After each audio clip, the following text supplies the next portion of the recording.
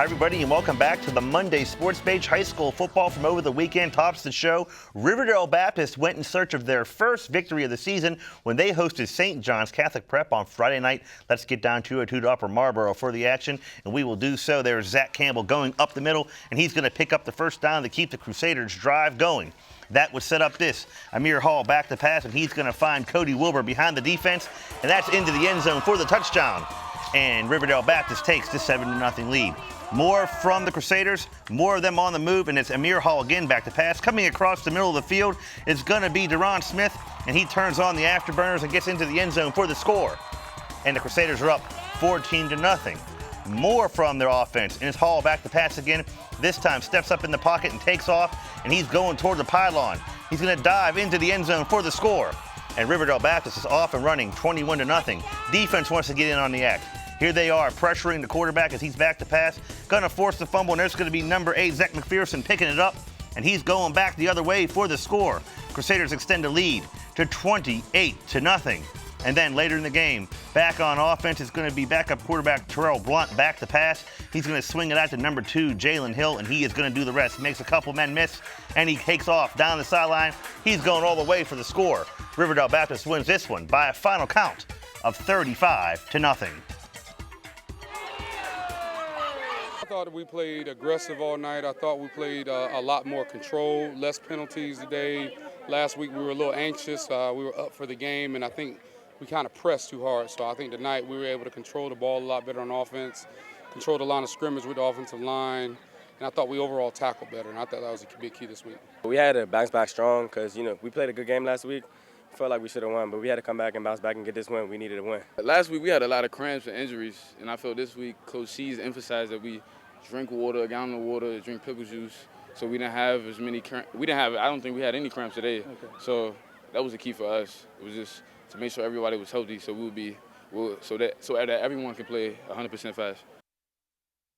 The Crusaders now 1-1. They take on Gwen Park next weekend. Staying with the high school football. Saturday afternoon, Suitland met Potomac in College Park as part of the Prince George's County Pigskin Classic. Last year, the Rams crushed the Wolverines to open the season. Potomac went looking to even the score, and here we go.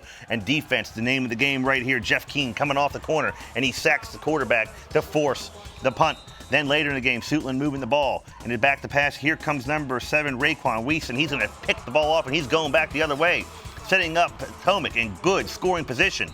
But it's going to be Suitland playing some defense here. Here comes Kareem, moves him off the corner on 4th down, and he's going to stuff that play right there. That's a turnover on down. Suitland takes over.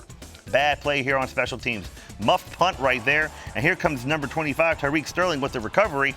And that's going to set up Potomac again in Suitland territory. Here comes Emil Nugent back to pass. He's going to find his man Andre Hall Jr. down the sideline behind the defense, and he's into the end zone for the score. And Potomac takes the lead, and they would never look back. Again, defense. Tyler Tobias stepping in front of the ball. He's taking it back the other way for 6. Potomac goes on to win this one by a final count of 28-0.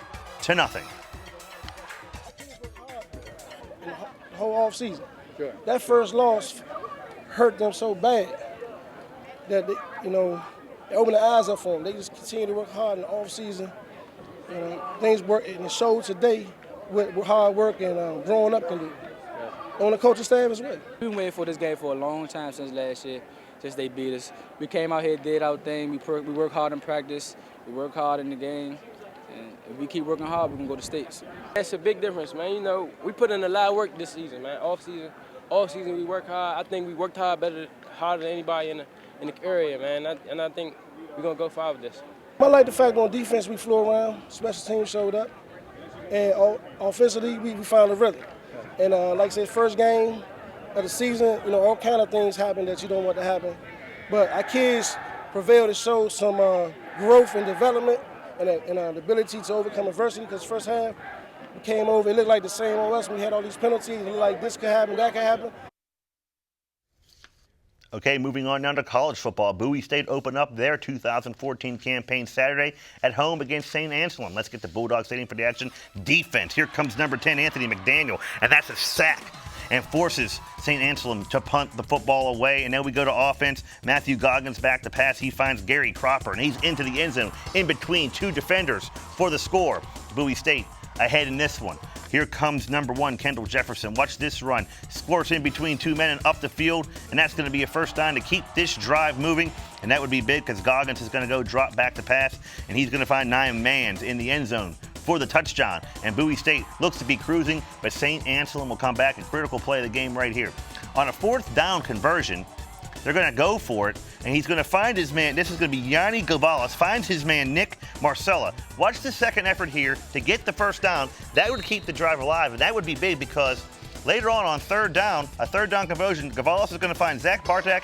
He's into the end zone for the touchdown. A missed extra point on the day for Bowie State would prove costly, as St. Anselm wins this one by a final count of 23-22. The Bulldogs hit the road next weekend to take on Morgan State. Maryland is 2-0. They beat South Florida despite 6 turnovers over the weekend.